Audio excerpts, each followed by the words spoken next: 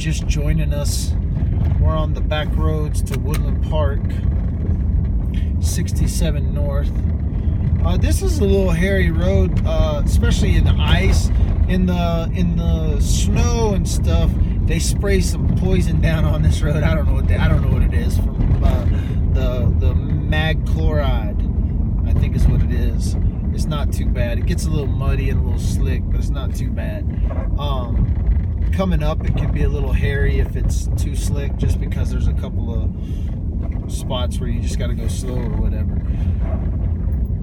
I am back here where there is no cell service. This is why you're not with me live, but I did this video a couple of days ago in the daylight, and I just put it to an interview.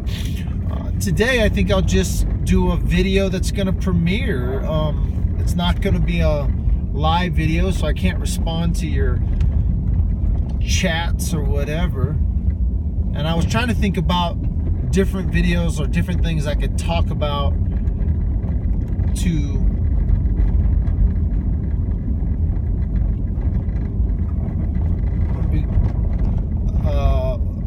spark discussion amongst you as you watch this premiere. But really, I don't want to talk at all. I don't want to lead the conversation at all.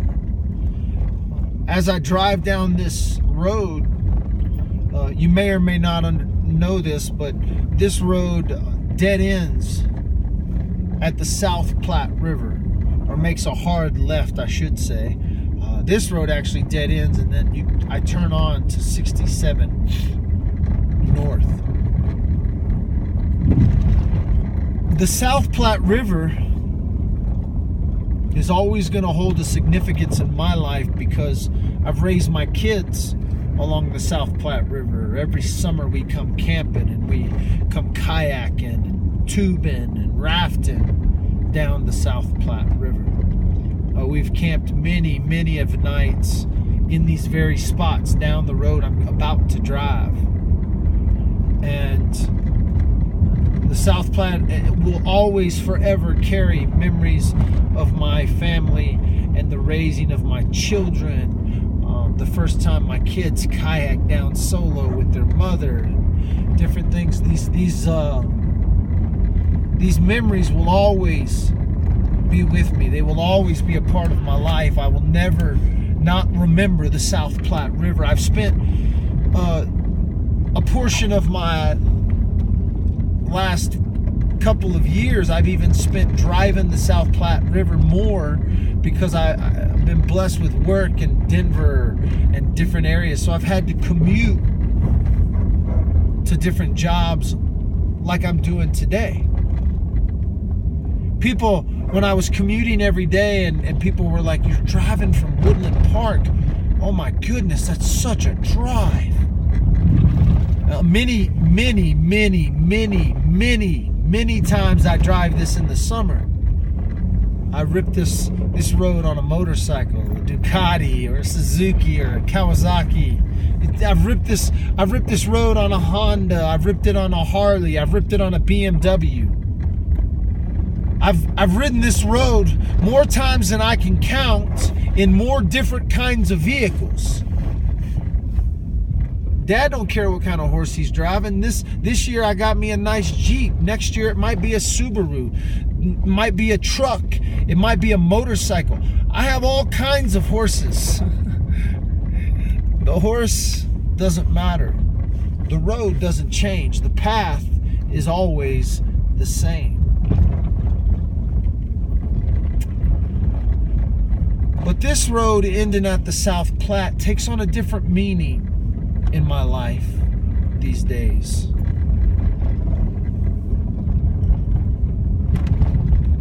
I didn't used to follow murder cases. I didn't used to follow crime cases. My dad was a real cop.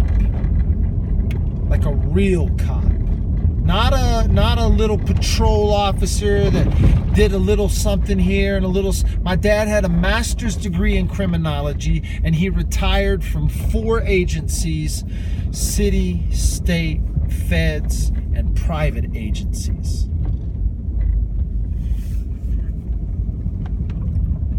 never followed crime. I committed a few crimes. As for another story.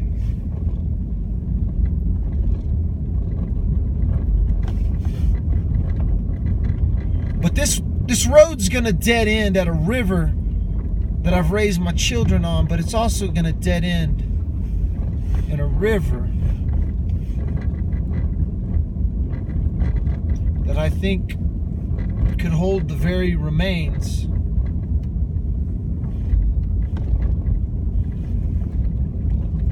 of Kelsey Berreth. A few years back, a man drove his motorcycle off into this river. I have a little connection to this because at the time in which they discovered the motorcycle, you can look this up, a man went missing. He was missing for weeks. His buddies walked the river because this is the path he was going to take. He drove his motorcycle off the river when they were redoing the road down here by the river. It was all gravel and loose rock, and he drove his motorcycle off into the river, and then he drowned and floated through 2 reservoirs before he was found. When they found him, they began to search up and down the river looking for where he went off. They found that spot, and the very day that they found that spot, the very day the family was there, the very day they were removing his motorcycle, I just happened to be coming by on my own motorcycle. I drove by, and then I stopped, and I turned around, and I drove back, and I parked, and I walked over to a couple of ladies and a state patrolman. And I said, I know you guys must have lost someone pretty dear to y'all here. I didn't know the whole story at the time, but I prayed with those people and got on my motorcycle and drove away. This river has taken more people's lives than I could even count. But upriver, a couple dozen miles away, I don't know, maybe 50 miles upriver, maybe 25 miles upriver. I don't know how long the river is to Florissant, Colorado. But I believe that Patrick may have dumped the body of Kelsey in the river. I don't know why law enforcement is searching the dump, only except for the fact that they have to. They have information that says he could have dumped the body in the dump, or he could have dumped the remains in the river. For some reason, I believe Kelsey's body is in this river.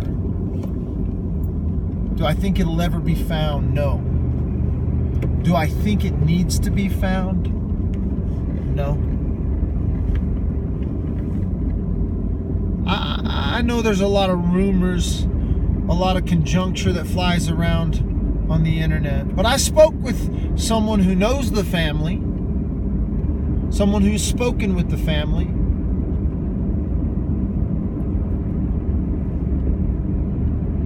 And the family understands that Kelsey is at peace.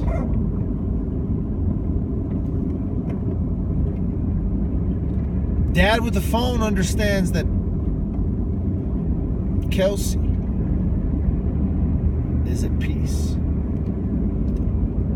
I don't need a body or a remains or a bone. I don't need a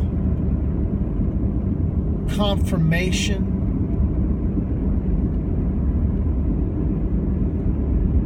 Dad already knows. Kelsey is at peace. I'm going to roll the rest of this river in silence, because that's the best way to honor Kelsey.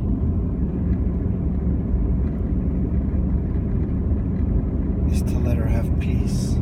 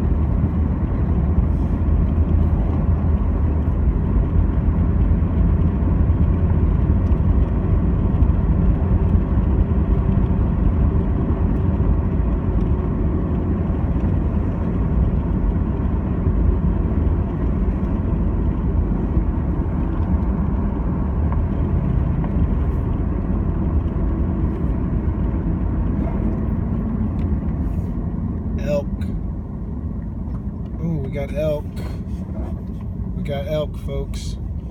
We got elk. We got lots of elk. Lots of elk.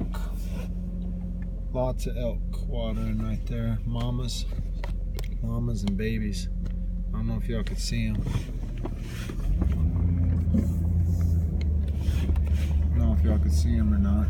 I'm gonna see if I can get a shot of them here. Do y'all see them elk up in there? They're running now.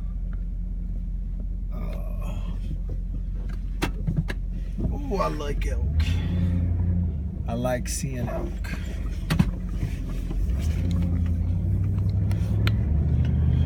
You gotta be careful, those will ruin a car quick.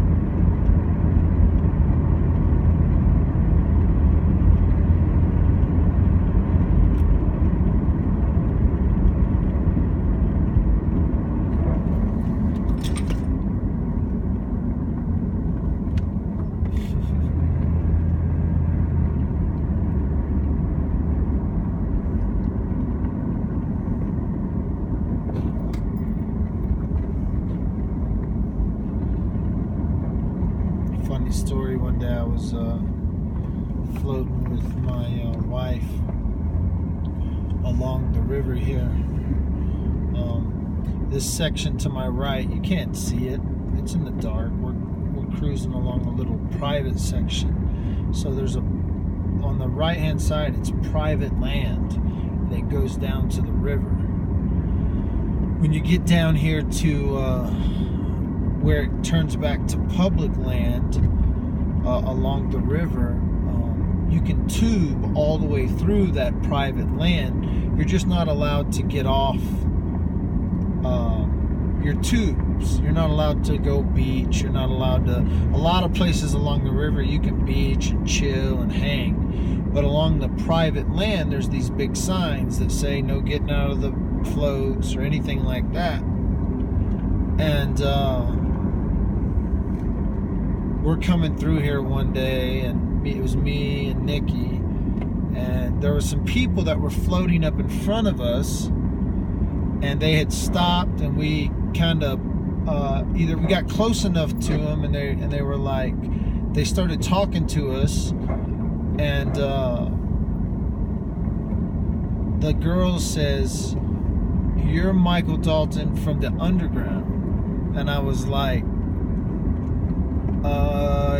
yeah. I don't normally get recognized on the river when there's only like 3 people, you know. But this girl right in front of my wife, she recognized me, and she says, "You're Michael from the underground." This was before Kelsey's case. You gotta understand, this was back a year ago, you know. And I said, "Oh yeah." And they were standing in the water, but they were talking to us, and we were getting closer and closer. And I said, "Here, float with us.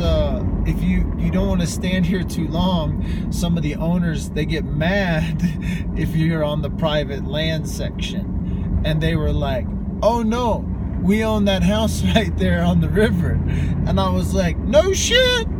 She was like, "Yeah." I was like, "Oh, I've never been back in that little neighborhood. I didn't know how close. That's pretty close to the river, you know." And she was like, "Yeah, we're the ones with the big, like, I think they have a fire truck or a tow truck or something like that. Some big truck," she said. And I was like, "Man, well, I always need to know a couple people on the river. I drive that road so much." And she said, "I know, that's why we watch you." And because I would post videos from this road. And so that's where, and then all of a sudden she recognized me one day floating on the river. And so I'm grateful for the people that I've met, because I opened up a little bit on my social media channels. I am really, really grateful.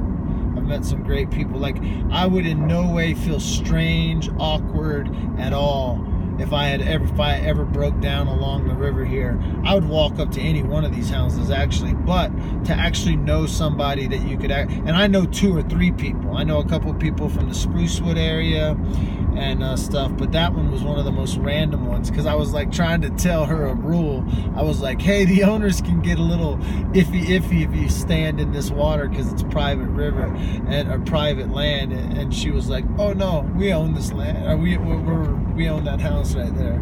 And so fun little story along the river. There's a lot of good people that live along this river. A lot of good people. A lot of enjoyment happens along this river every day. The fishermen, the tubers, the rafters, the hikers, the animals. I've seen all kinds of animals along this river. You know what? If you could lay me to rest, if you could spread my ashes, maybe one day they'll spread my ashes along the South Platte. Maybe one day I'll rest in peace with you, Kelsey.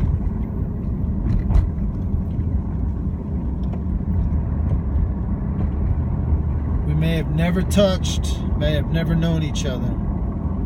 We were so close, yet still so worlds apart, just worlds apart.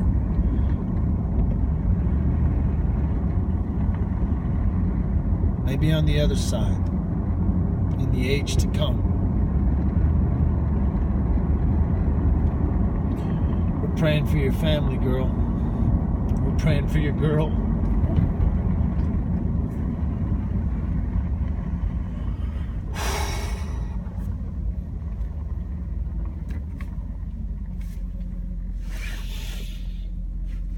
You will forever be remembered.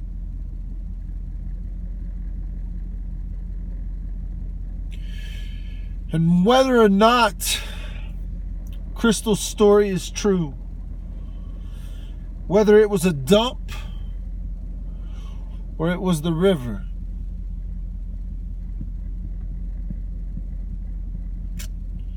Dad with the phone, he chooses to believe Kelsey is resting in peace along the South Platte.